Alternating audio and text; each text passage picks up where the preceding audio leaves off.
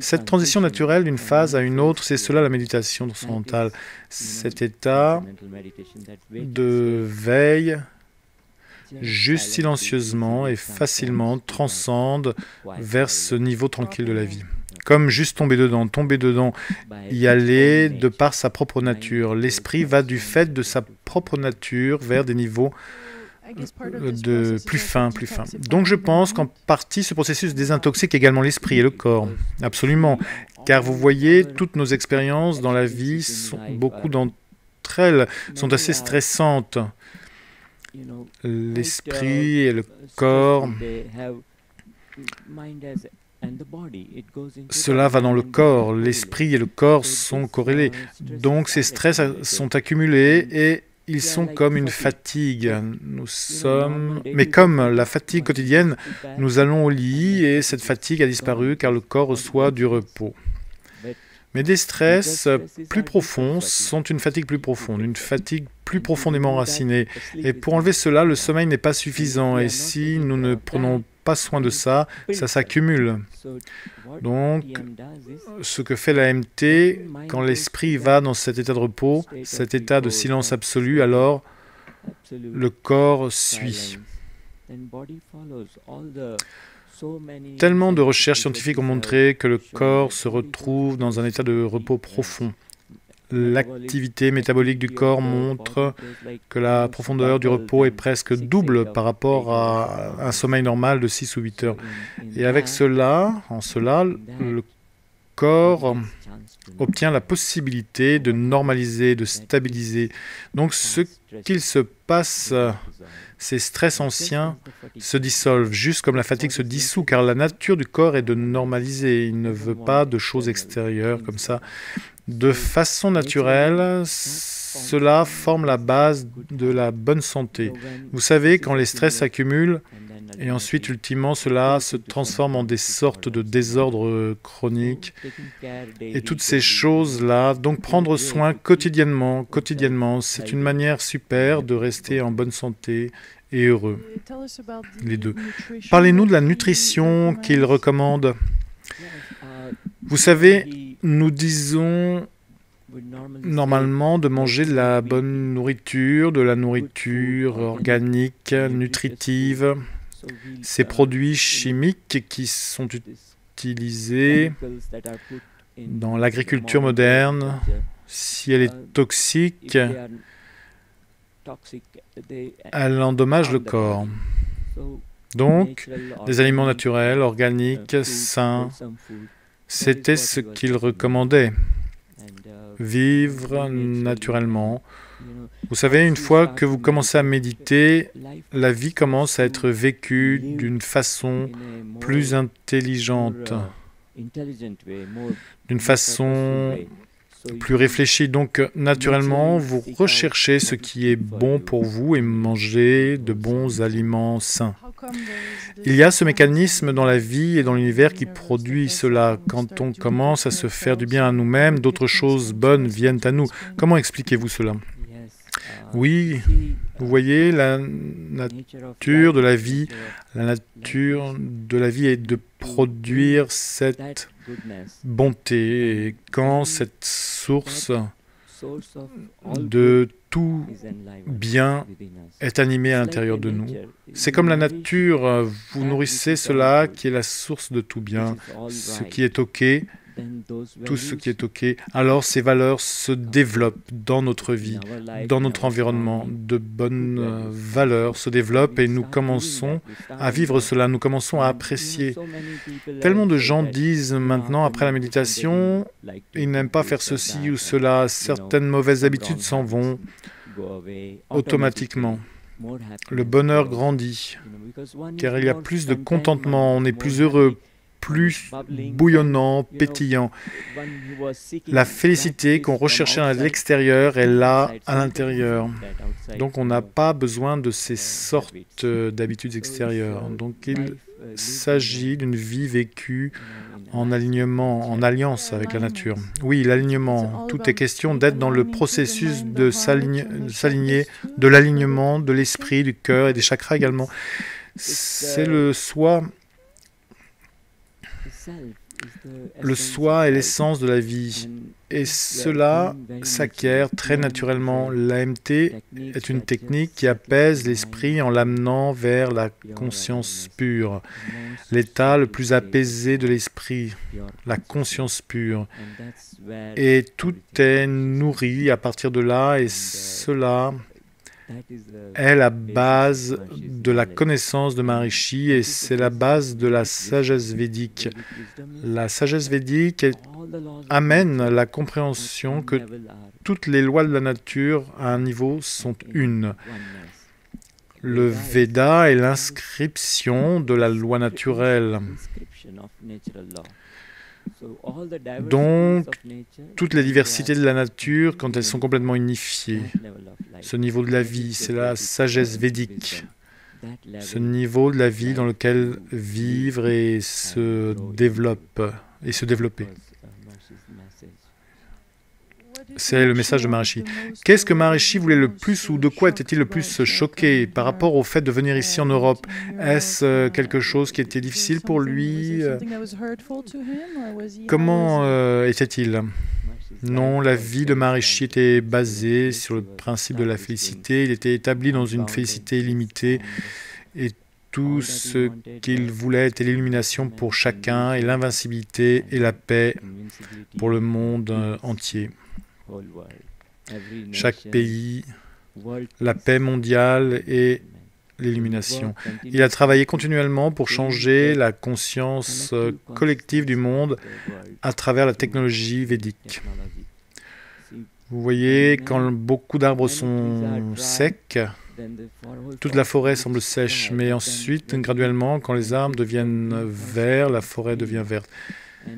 Et il a appliqué la connaissance védique de la conscience, cette cohérence dans la conscience individuelle, quand elle est pratiquée ensemble, en groupe, se répand ensuite plus vite. Elle se répand dans la société et les valeurs de la société, vous voyez, comme la négativité, les crimes, la maladie, la pauvreté.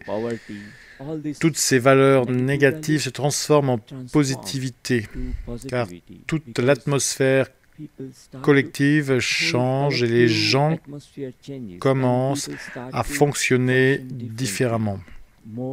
Plus en accord avec la nature, plus créatif, plus intelligent, plus de brillance venant de l'intérieur, et ainsi toute la société s'élève vers plus de liberté, plus de bonheur, plus de croissance, plus de prospérité.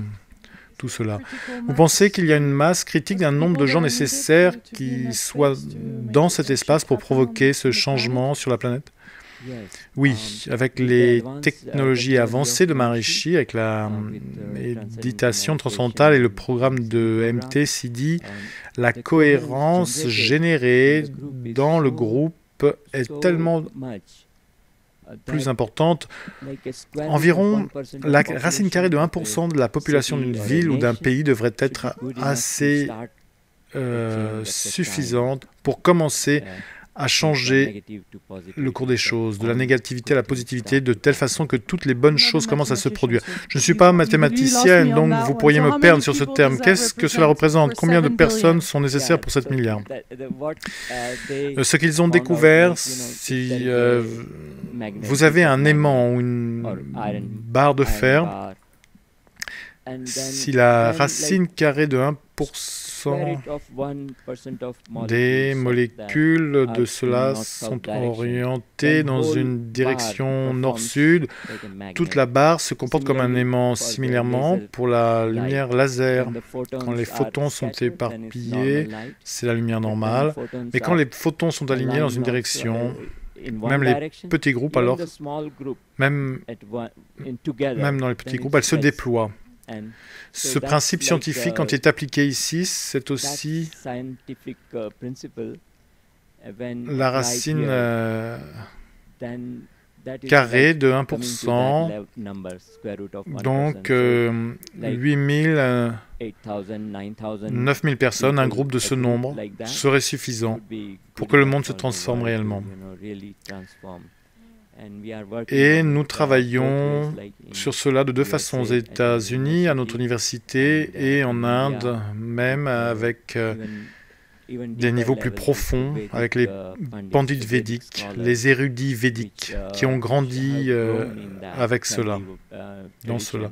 Des traditions familiales grandies avec la connaissance du Veda, la récitation du Veda, appliquant directement cette connaissance védique pour apporter la paix dans le monde. Comment mesurons-nous cela? J'imagine qu'il y a de nombreuses études scientifiques qui sont faites pour aider les gens à comprendre mieux l'impact que cela a en neuroplasticité et en neurosciences également. Pouvez-vous aussi parler de la partie scientifique dans la racine, sans la racine carrée, s'il vous plaît? Vous voyez, il y a tellement de neurones dans le cerveau et ils sont éparpillés, ils sont connectés les uns avec les autres électroniquement. Et avec la méditation, ce qu'il se passe quand on mesure l'activité du cerveau, du lobe frontal et derrière et sur les côtés, l'activité des ondes cérébrales devient cohérente, à l'unisson, et cela est la base et montre que quand on médite et que l'on fait son programme de MT-CD, cette cohérence est générée à l'intérieur. Ce n'est pas juste ressenti dans la félicité intérieure et le silence et l'unité, ce qu'on expérimente, mais physiologiquement aussi. Tous les paramètres, tellement de recherches scientifiques ont été faites, plus de 700 recherches scientifiques dans de nombreux instituts de recherche à travers le monde. Cela montre que chaque domaine de la vie s'améliore et principalement les recherches sur le cerveau montrent que des changements significatifs se produisent. Cela ne se produit pas quand on ferme simplement les yeux ou en utilisant d'autres techniques, mais ici, quand on fait réellement la méditation transcendantale et qu'on commence à transcender et pratiquer ce programme de CD, cela brille immédiatement de façon remarquable. Voudriez-vous rajouter quelque chose à cette conversation qui vous paraît importante à dire? Oui, je pense, vous savez, que de plus en plus de gens apprennent la MT parce que c'est naturel pour sa propre vie. On prend son bain, on fait différentes choses. Et là, de la même façon, on fait juste un plongeon intérieur. Et la vie devient tellement pleine et on vit alors cette plénitude de la vie jour après jour et pas seulement dans sa propre vie mais on diffuse cette plénitude autour de soi, dans son environnement. Et cela forme la base car tous ses désirs ou buts, ce qu'il veut accomplir, ce qu'il veut devenir, la nature commence à lui apporter car il s'aligne très naturellement, sans effort, avec sa propre nature.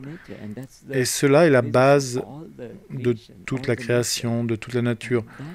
Tout est animé, non seulement à l'intérieur de nous, mais autour, dans notre atmosphère, autour de nous. Et cela soutient la vie. Donc la nature le soutient, on reçoit le soutien de la nature avec la pratique de cela, juste 15-20 minutes, 2 fois par jour, 20 minutes 2 fois par jour, comme ça. Merci pour ce moment. Très bien, c'est merveilleux ce que vous faites d'amener cette connaissance de la vie intérieure à tous, partout dans le monde. C'est vraiment louable. Merveilleux. Merci beaucoup. Merci de prendre le temps de faire cette interview et de nous permettre de ressentir un peu de ce qu'est cette méditation, cette MT, méditation transcendantale. Merci, mes chers co-créateurs. Nous vous envoyons beaucoup de lumière et d'amour et de félicité du sud de la Hollande. Et la prochaine fois, nous allons à Utrecht. Beaucoup d'amour. Bye.